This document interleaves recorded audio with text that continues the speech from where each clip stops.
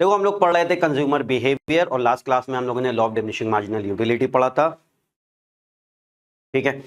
और आज का हमारा टॉपिक है relation between total utility and marginal utility. देखो जब इस चैप्टर में हम लोग लॉन्ग क्वेश्चन बोलते हैं ना, तो उसमें एक ये क्वेश्चन बन जाता है relation between total utility and marginal utility. तो टोटल यूटिलिटी की डेफिनेशन हम लोग पढ़ चुके हैं, मार्जिनल यूटिलिटी की डेफिनेशन हम लोग पढ़ चुके हैं। एक बार फिर से हम डेफिनेशन लिख दे रहे हैं ताकि रिकॉल हो जाए। तो TU टोटल यूटिलिटी के लिए यूज होता है, शॉर्ट फॉर्म में हमने लिखा हुआ है। ये क्या होता है? टोटल सेटिस्फैक्शन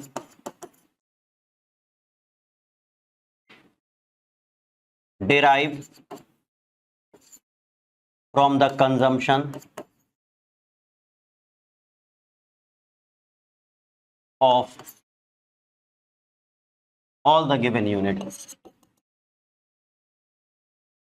जितनी यूनिट्स गिवन है उन सबको कंज्यूम करके जो टोटल सेटिस्फैक्शन मिलता है वो टोटल यूटिलिटी है।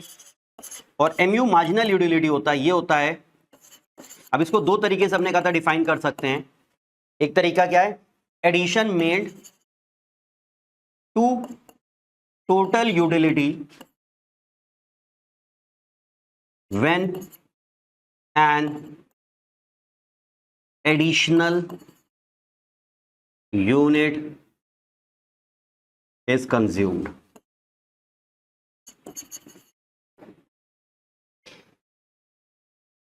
तो addition made to total utility when an additional unit is consumed, या हम ये भी बोल सकते हैं additional utility derive from the consumption of every additional unit. तो ये डेफिनेशन हम ऑलरेडी लास्ट क्लास में कर चुके थे।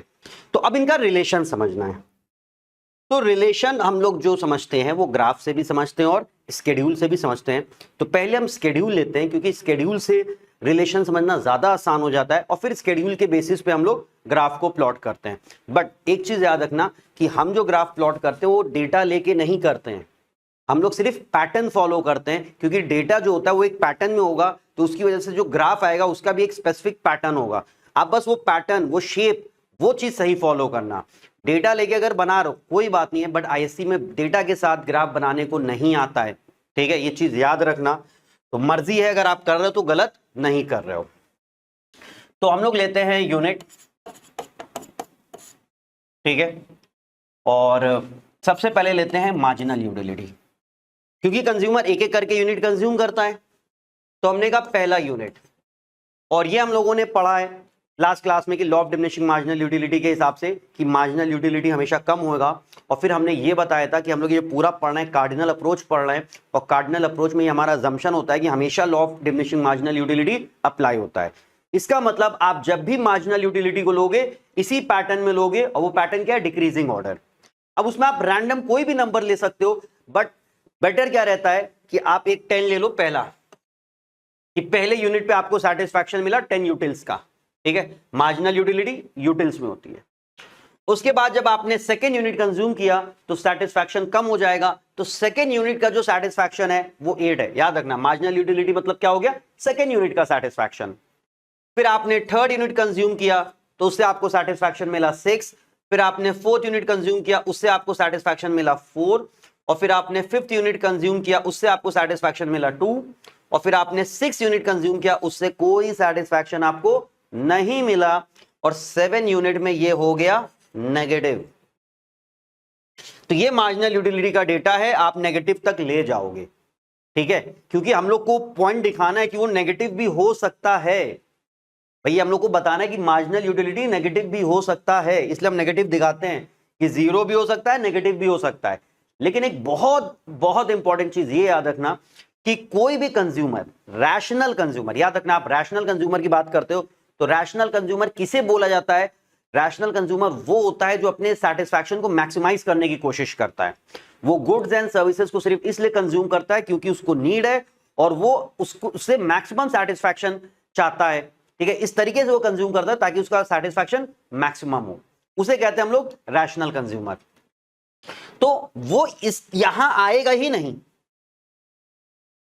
वो इससे पहले ही रुक जाएगा, क्योंकि आप ऐसी कोई कमोडिटी यूज ही नहीं करोगे जिससे आपको कोई सेटिस्फैक्शन ना मिलना हो। क्योंकि 6 यूनिट पे 0 सेटिस्फैक्शन है ना, विच मीन आपकी नीड भी 0 है। तो जब आपकी नीड 0 है तो आप इसको क्यों खरीदोगे? क्योंकि सारी चीजें आप पैसा देके ही खरीद रहे हो, याद रखिए चीज, ये सारी चीजें आप पैसा देके ही खरीद रहे हो, तो किसी चीज का आप पैसा क्यों दोगे अगर उससे सेटिस्फैक्शन जीरो होगा। तो कोई भी रैशनल कंज्यूमर इस लेवल तक कभी नहीं आता है, लेकिन हम लोग डेटा जब भी लेंगे तो ऐसे लेंगे कि भाई ये यहां तक जा सकता है, ठीक है ना। अब यहां से हम लोग देखो टोटल यूटिलिटी फाइंड करते हैं। पहले यूनिट पे तो टोटल यूटिलिटी हो गई 10। अगर हम 2 यूनिट की बात करें तो पहले पे 10 दूसरे पे 8, टोटल कितनी हो गई 18। अगर वो 3 यूनिट कंज्यूम कर रहा है तो 10 + 8 + 6 कितना हो जाएगा 24। 4 यूनिट कंज्यूम कर रहा है तो 28, 10 8 6 4। 5 यूनिट कंज्यूम कर रहा है तो 30। 6 यूनिट कंज्यूम किया तो भी 30। और 7 यूनिट अगर इसको एक काम करते हैं, -8 हमने लिख दिया, इसको छोटा नंबर ले लो, -2, बहुत बड़ा नंबर नहीं लेते हैं, ठीक है। तो ये वापस से क्या आ गया 28। ये है टोटल यूटिलिटी, ये हो गया मार्जिनल यूटिलिटी। अब हमें इसके बीच में एक रिलेशन ढूंढना है, ठीक है। तो रिलेशन ढूंढते हैं, पहले हम समझते हैं कि मार्जिनल यूटिलिटी जो है उसमें चेंज कैसे हो रहा है और टोटल यूटिलिटी में चेंज कैसे हो रहा है, ठीक है। तो मार्जिनल यूटिलिटी क्या है कि अगर आप यूनिट को बढ़ा रहे हो तो मार्जिनल यूटिलिटी सिंपली आपका फॉल कर रहा है। मार्जिनल यूटिलिटी आपका क्या कर रहा है, फॉल कर रहा है। अब यहां पे 2 टर्म यूज हो रहे हैं, एक है मार्जिनल और एक है टोटल। इसके बाद के भी चैप्टर्स होंगे लाइक प्रोडक्शन फंक्शन, कॉस्ट और रेवेन्यू, जहां पे मार्जिनल और टोटल आएगा। जैसे यहां पे मार्जिनल यूटिलिटी, टोटल यूटिलिटी, वैसे marginal cost, total cost, marginal revenue, total revenue, marginal product, total product. ये चीज कई बार आनी है। अब समझो जरा, मार्जिनल तो हमेशा किससे एसोसिएटेड होता है, एडिशनल से, ये चीज याद रखना। और मार्जिनल ही ऐड हो के टोटल बनता है। मतलब कहीं पे भी हम बोल सकते हैं कि टोटल जो होता है वो सिग्मा मार्जिनल होता है, यानी कि मार्जिनल का सम होता है, ठीक है। अब ये जो मार्जिनल है ना, ये इंक्रीज भी कर सकता है, ये डिक्रीज भी कर सकता है, ये कांस्टेंट भी रह सकता है, ये 0 भी हो सकता है और ये नेगेटिव भी हो सकता है। तो यहां तक तो देखो पॉजिटिव है। तो मार्जिनल इंक्रीज भी कर सकता है, डिक्रीज भी हो सकता है, कांस्टेंट भी हो सकता है, 0 भी हो सकता है, नेगेटिव भी हो सकता है। हम मार्जिनल बोल रहे हैं, हमारा मार्जिनल यूटिलिटी हमेशा डिक्रीज होकर 0 के नेगेटिव हो जाए। तो हमने क्या बोला, बहुत से मार्जिनल हम लोग पढ़ेंगे, marginal cost, marginal revenue, marginal utility, हम लोग बहुत से मार्जिनल पढ़ेंगे, ठीक है। तो ये मार्जिनल इस तरीके से चेंज होता है। मार्जिनल के बारे में याद रखना कि मार्जिनल जो होता है ना वो स्लोप होता है, किसका, slope of total. Marginal slope of total होता है, स्लोप याद है, ठीक है। तो मार्जिनल स्लोप ऑफ टोटल होता है। स्लोप का फॉर्मूला हमने बताया था तुम लोगों को, delta Y upon delta X, ठीक है। तो मार्जिनल का भी फॉर्मूला जब आप पुट करोगे तो वो इसी फॉर्म में आ जाता है। अभी वो हम जब ग्राफ बनाएंगे तो अच्छे समझा देंगे, फिलहाल याद रखो मार्जिनल आपका स्लोप होता है। और स्लोप जो होता है वो टोटल का शेप डिटरमाइन करता है। स्लोप जो होता है वो टोटल का शेप डिटरमाइन करता है। ये चीज जो बताने जा रहे हैं ये कई चैप्टर्स में यूज होने वाली है। कैसे डिटरमाइन करता है वो चीज समझो जरा। मार्जिनल का सिंपल है, इंक्रीज, डिक्रीज, कांस्टेंट, 0, नेगेटिव।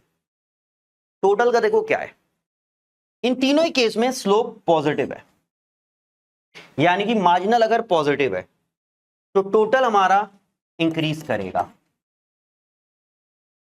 लेकिन कैसे इंक्रीज करेगा वो याद रखिए। मार्जिनल इंक्रीज कर रहा है तो टोटल इंक्रीज करेगा, इंक्रीजेस एट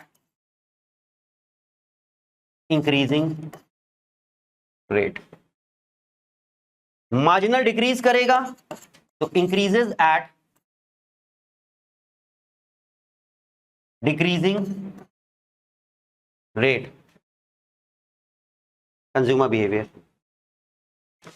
मार्जिनल अगर कांस्टेंट है तो इंक्रीजेस एट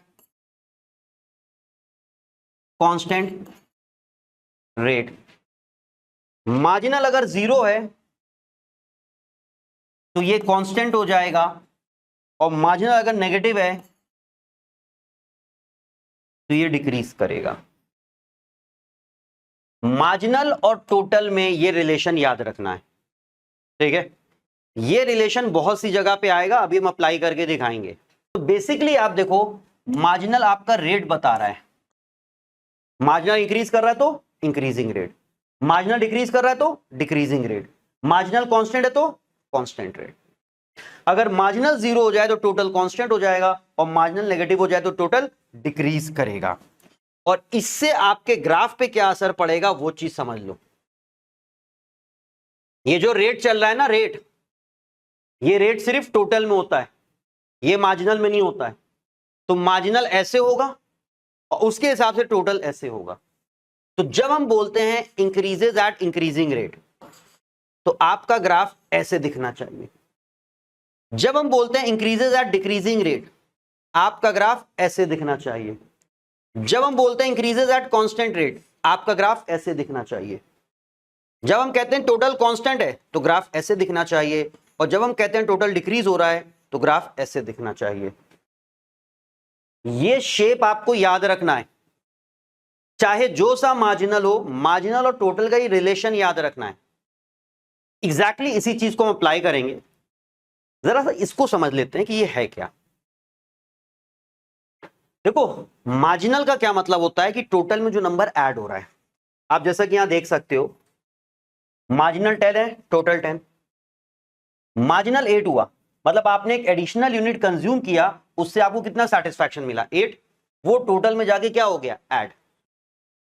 फिर जब आपने थर्ड यूनिट कंज्यूम किया तो आपको कितना एडिशनल सेटिस्फैक्शन मिला, 6। वो टोटल में जाके हो गया ऐड, ठीक है। तो मार्जिनल इज वो नंबर जो टोटल में जाके ऐड हो रहा है। मार्जिनल वो नंबर है जो टोटल में जाके क्या हो रहा है, ऐड हो रहा है, ठीक है। अगर मार्जिनल इंक्रीज कर रहा है तो टोटल में हर बार पहले से बड़ा नंबर ऐड हो रहा है। समझे, नहीं समझे? अरे ये कौन सा इशारा है, हाँ या ना बोलो ना, नहीं समझे ना, कैसे समझो। हमने कहा पहले मार्जिनल का नंबर लिया 10, तो पहले में मार्जिनल और टोटल हमेशा सेम होता है, ठीक। सेकंड का हमने मार्जिनल ले लिया 12, तो टोटल में कितना ऐड हो गया, 12, तो टोटल कितना हो गया, 22। फिर हमने ले लिया 15, तो टोटल में कितना ऐड हो गया, 15, तो कितना हो गया टोटल, 37। तो अगर आप यहां पे ध्यान दो, पहले मार्जिन टोटल था 10, उसके बाद कितना ऐड हुआ, 12, उसके बाद कितना ऐड हुआ, 15। हर बार पहले से बड़ा नंबर ऐड हो रहा है, इसी समझे। तो इसी को बोलते हैं हम लोग इंक्रीजेज एट इंक्रीजिंग रेट, कि हर बार पहले से बड़ा नंबर टोटल में ऐड होता चला जाएगा, ठीक। तो डिक्रीजिंग रेट का क्या मतलब हो जाएगा, कि हर बार पहले से छोटा नंबर ऐड होगा। यहीं पे आ जाओ, मार्जिनल 10, पहला 10, हमने कहा दूसरा 8, तो मार्जिनल में कितना ऐड हुआ, 8, सॉरी टोटल में कितना ऐड हुआ, 8, तो टोटल कितना हो गया, 18। तो पहली बार 10 था, दूसरी बार कितना ऐड हुआ, 8। तीसरी बार उससे भी छोटा नंबर ऐड हो गया, 24। तो देखो ये वैल्यू बढ़ तो रही है, 10, 18, 24 बढ़ तो रहा है, लेकिन कैसे बढ़ रहा है, इंक्रीजेज एट डिक्रीजिंग रेट। क्यों, क्योंकि बढ़ तो जरूर रहा है, लेकिन हर बार पहले से छोटा नंबर ऐड हो रहा है। पहला 10 था, फिर 8 ऐड हुआ, फिर 6 ऐड हुआ, फिर 4 ऐड हुआ, उसे कहते हैं डिक्रीजिंग रेट। समझे बात? तो अभी बताओ कांस्टेंट रेट में क्या होगा, हर बार सेम नंबर ऐड होगा, तो उसको हम लोग क्या बोलेंगे, इंक्रीजेज एट कांस्टेंट रेट। ये तीनों ही केस में हमारा जो वैल्यू बढ़ता चला जाएगा। तो अब इसको जरा अप्लाई करते हैं अपने इस डेटा पे। ये हमारा मार्जिनल और टोटल का डेटा है, जो कि हम देख सकते हैं कि 5th यूनिट तक, अगर आप ध्यान दो, 5th यूनिट तक मार्जिनल आपका इंक्रीज और डिक्रीज हो रहा है, एमयू इज डिक्रीजिंग। तो हमने तुम लोग को क्या लिखवाया है, अगर मार्जिनल डिक्रीज हो रहा है तो टीयू को हम लोग कैसे लिखेंगे, टीयू इंक्रीज तो हो रहा है 10, 18, 24, 28, 30, लेकिन ये कैसे इंक्रीज हो रहा है, TU is increasing at decreasing rate, TU increases at decreasing rate. Marginal में ये सब नहीं चलता, मार्जिनल बस डिक्रीज होगा या इंक्रीज होगा, टोटल में रहता है increasing rate, decreasing rate, constant rate, ये सारी चीजें। इतना क्लियर। यहां पे ध्यान दो, जहां पे मार्जिनल 0 हो गया, जहां पे मार्जिनल 0 हो गया, वहां पे हमने क्या बोला कि मार्जिनल 0 होगा तो टोटल कांस्टेंट हो जाएगा। कांस्टेंट होने का मतलब है रुक जाएगा, जो कि आप देख सकते हो पिछला भी 30 था, इस बार भी 30 था। वैल्यूज को थोड़ा सा आमने सामने कर दें, पिछली बार 30 था, इस बार भी 30 है, तो सेम हो गया ना, तो वहां पे टोटल सेम हो गया है, ठीक है। लेकिन इससे अगर आप आगे बढ़ रहे तो वैल्यू कम हो रही कि बढ़ रही है, कम हो रही है, विच मीन ये वाली वैल्यू क्या कहलाएगी, मैक्सिमम। अब क्वेश्चन ही बनता है सर मैक्सिमम इसको भी तो बोल सकते थे, इसको क्यों बोल रहे हैं मैक्सिमम, भाई दोनों ही केस में नंबर तो 30 है, मैक्सिमम हम लोग इसको क्यों बोल रहे हैं, क्योंकि इसके बाद डिक्लाइन कर रहा है, इसलिए हम बोलेंगे 6th यूनिट पे मैक्सिमम है व्हेन mu इज 0। तो when mu is 0 tu is maximum. और उसके बाद अगर आप देखो mu इज नेगेटिव, अगर mu नेगेटिव हो जाएगा तो tu स्टार्ट्स डिक्लाइनिंग।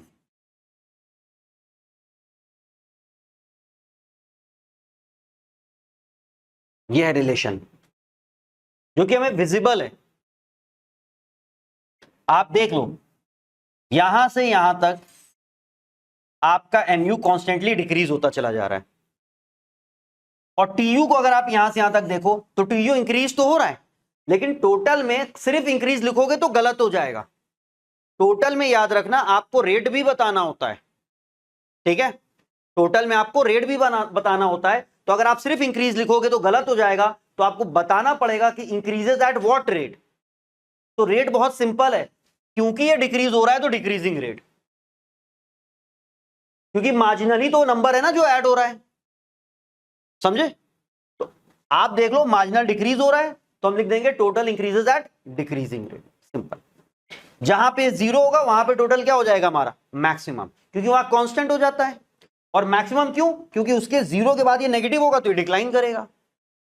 भाई यहां पे देखो mu नेगेटिव हो गया तो ये डिक्लाइन करने लग गया, इसका मतलब ये पॉइंट जो हो गया वो क्या हो गया, मैक्सिमम पॉइंट हो गया। और इसी पॉइंट को हम लोग कहते हैं सैचुरेशन पॉइंट, या फिर सैटिएशन पॉइंट। तो अगर पूछा जाए सैचुरेशन पॉइंट क्या है तो हम बोलते हुए मार्जिनल यूटिलिटी इज 0, सिंपल, या टीयू इज मैक्सिमम, ठीक है। इसके अलावा आप ये भी लिख सकते हो TU is equal to sigma mu। ये सिग्मा मतलब होता है सम, मार्जिनल यूटिलिटी को ऐड करके टोटल यूटिलिटी बन रहा है, इसीलिए हम लोग लिखते हैं TU is equal to sigma mu। सारी मार्जिनल यूटिलिटी ऐड कर दो टोटल यूटिलिटी बन जाता है। और एक और फॉर्मूला आप लिखते हो mu nth is equal to TUN minus TUN minus 1। इसको समझो जरा, यहां ध्यान दो, mu nth यूनिट की बात हो रही है, n मतलब यूनिट। तो हमसे अगर बोला गया mu of 4th unit find करिए, तो हम कैसे फाइंड करेंगे,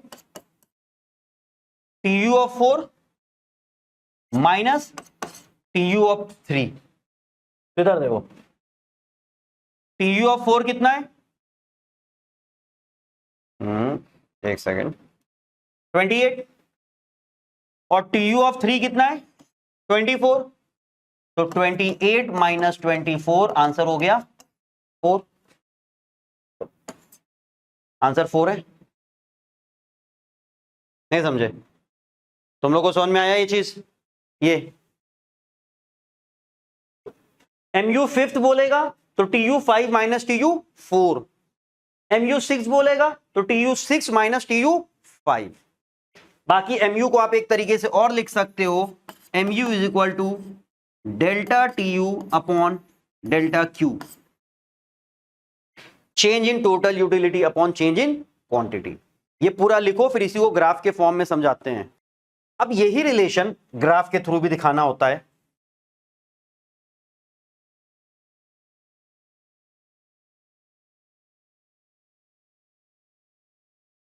अब हमारे पास ऑप्शन होता है, हम एक ही ग्राफ में दोनों दिखा दें या दो अलग अलग ग्राफ बनाए ऊपर नीचे करके। एक तरीका होता है, पहले तो हम एक ही वाला दिखाते हैं। Origin, Y axis, X axis, X axis पे क्या है यूनिट और वाई एक्सिस पे क्या है यूटिलिटी। ठीक है, मार्जिनल यूटिलिटी 10 से स्टार्ट हुआ और डिक्रीज होते होते 10 से स्टार्ट हुआ, डिक्रीज होते होते 0 और नेगेटिव तक आया। विच मीन, ये चीज लास्ट क्लास में हमने बताई भी थी कि मार्जिनल यूटिलिटी का ग्राफ हमेशा आप ऐसे बनाओगे कि 10 से स्टार्ट हुआ और डिक्रीज होते होते ये 0 और ये नेगेटिव।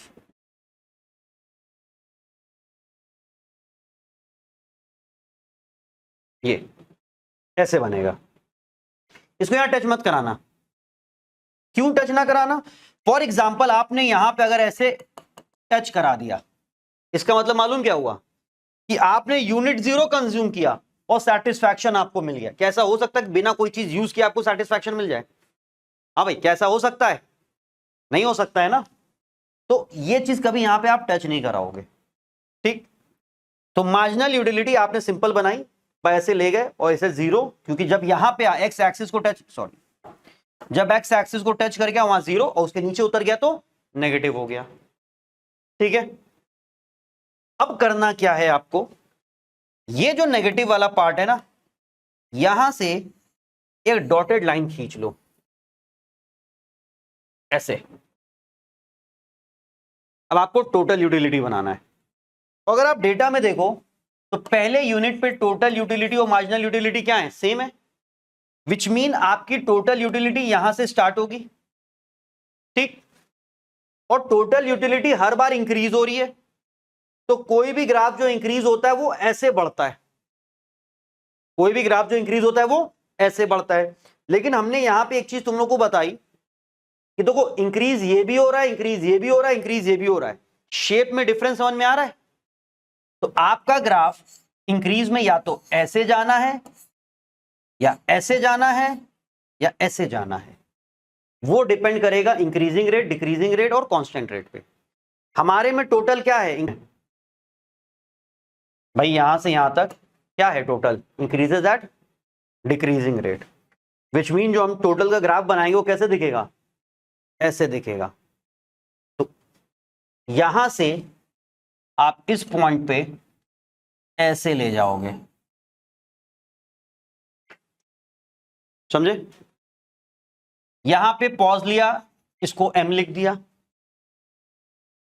अब देखो, ये mu0 है और ये यहां पे क्या हो गया, मैक्सिमम। तो मैक्सिमम के बाद डिक्लाइन करना है, क्योंकि उसके बाद mu क्या हो गई, नेगेटिव हो गई। तो यहां से फिर उसको ऐसे नीचे गिरा दोगे, ये कहलाएगा आपका tu।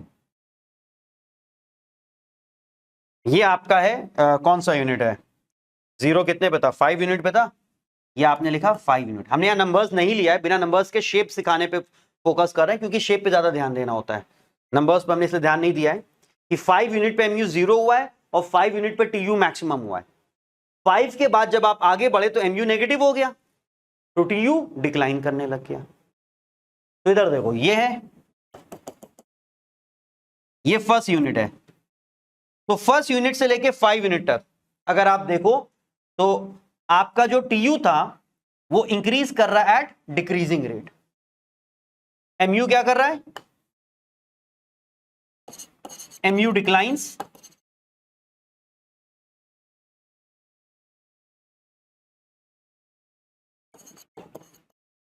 और tu को कैसे लिखोगे, tu increases at decreasing rate. फिर at 5th unit at 50 unit mu is 0 and tu is maximum represented by m, and beyond 50 unit mu is negative, tu declines. यही 3 पॉइंट हम लोग ने रिलेशन में लिखे कि नहीं लिखे? यहां पे अभी जो लिखा था हम लोगों ने, ठीक, यहां तक अगर आप देखो तो mu decreases and tu increases eight decreasing rate. वही चीज यहां पे हो रही है. mu डिक्रीजेस, डिक्लाइन डिक्रीजेस एक ही चीज होता है. तो mu decreases, tu increases eight decreasing rate. उसके बाद नेक्स्ट पॉइंट हमने क्या लिखवाया? mu is 0, tu is maximum. उसके बाद नेक्स्ट पॉइंट क्या लिखवाया? mu becomes negative, tu starts declining.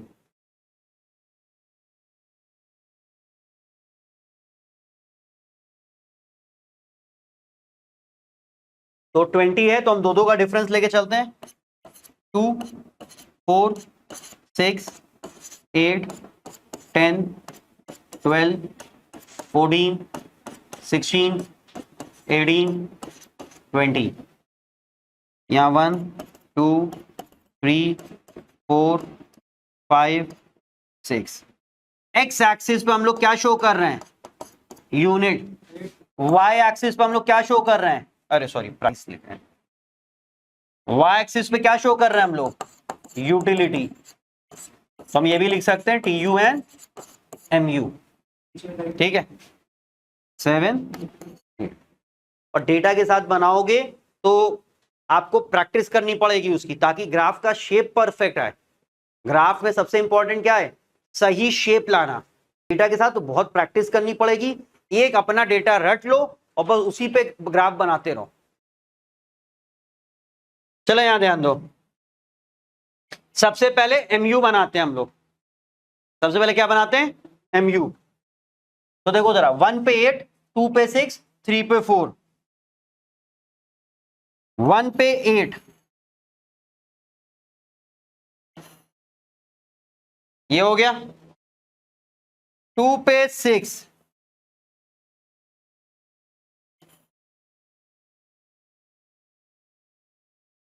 3 पे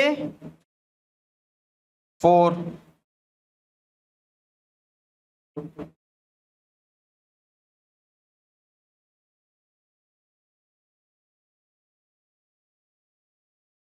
एक, 2, 3. प्लॉट करना आता है ना सबको ये? फिर देखो 4 पे 2 और 5 पे 0. तो 4 पे 2,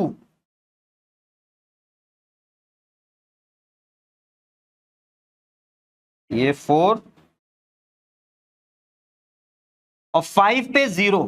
तो 0 का मतलब वो यही पॉइंट हो गया. और 6 पे क्या है? -2 है. तो -2 का मतलब 6 पे वो यहां कहीं पे पॉइंट आ गया.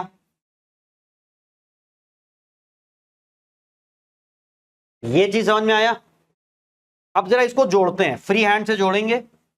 देखते हैं, कलर कोई और सा यूज करते हैं.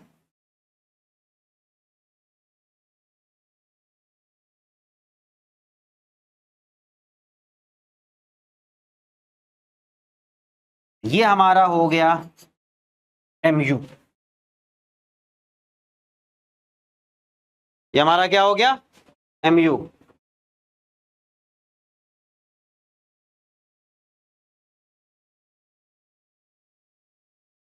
समझ में आया? देखो, हम लोग एमयू और टीयू अलग अलग भी प्लॉट कर सकते हैं, पर हम तुम लोग को एक ही साथ प्लॉट करना सिखा रहे हैं. ठीक है, वो ज्यादा आसान है. और ये हम डेटा के साथ बता रहे हैं. यही डेटा भी बिना ग्राफ, सॉरी, यही ग्राफ अभी बिना डेटा के साथ भी बनाएंगे. एमयू बन गया. अब टीयू प्लॉट किया जाए. तो देखो 1 पे तो 8, टीयू तो सेम है 1 पे. एमयू और टीयू दोनों सेम है. तो 1 पे 8, यानी कि तुम्हारा टीयू भी यहीं से स्टार्ट होना है. 2 पे क्या हो गया? 14 और 3 पे 18. तो देखो जरा, 2 पे 14, तो ये बदलते हैं थोड़ा नंबर. 2 पे 14, 14 यहां कहीं पे आएगा. और 1 पे कितना है? और सॉरी, 3 पे कितना है? 18. 18 है ना?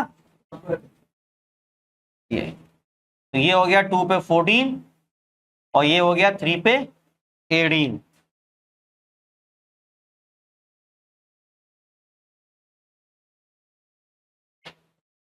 कंबाइन करके बना रहे हैं ना, इसे थोड़ा सा अजीब सा लग रहा है, ये बन गया, वो अलग करते लेकिन वो इसी में बना दिया हमने, एक ही साथ बना रहे हैं। फिर देखो जरा 4 पे 20 और 5 पे भी 20, तो 4 और 5 दोनों पे 20 है, ये 4 हो गया,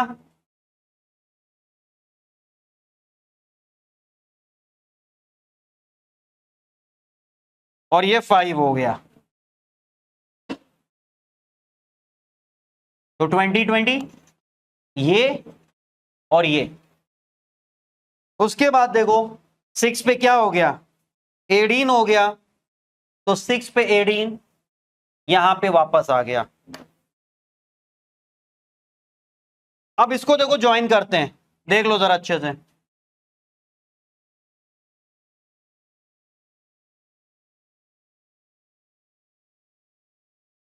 ये हो गया हमारा PU। ये जो डॉटेड लाइन करके हमने बनाया ना, तुम लोग उसको ना दिखा, खाली ऐसे पॉइंट भी मार्क कर दोगे, तुम लोग का काम चल जाएगा। पॉइंट मार्क कर करके भी कर दोगे तो भी काम हो जाएगा। वो तो हमने लाइन तुम लोग को बताया कि देखो कैसे बन रहा है, तुम आप सीधे पॉइंट मार्क कर करके ज्वाइन कर दो तो ये हो जाएगा। ये एग्जैक्टली शेप है जो हमको चाहिए, जो हमें डेटा के साथ भी देखो शेप ऐसे ही दिख रहा है।